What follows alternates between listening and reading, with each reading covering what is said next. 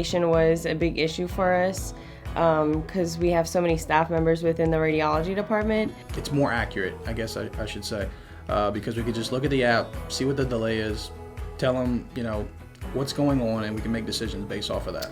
I thought it was very user-friendly in terms of the staff themselves. When they tell us that something is down and we just put a request, it becomes a lot easier, and we can give them a better update when we just see the status of something as well on what the next step is. So as soon as you submit a request, you immediately get an update from a service engineer.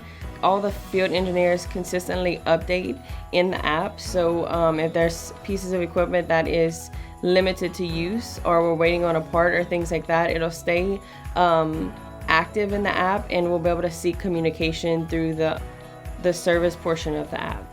We are driven by patient satisfaction here. We may have to reschedule some of those patients, and I think that as a patient, knowing ahead of time that your exam is going to be rescheduled rather than when you show up is very good for the patient's experience. 2 a.m. on a Saturday when you get a phone call saying that we have a down piece of equipment, and then that would turn into calling GE and waiting to hear back from them and seeing what the next step is.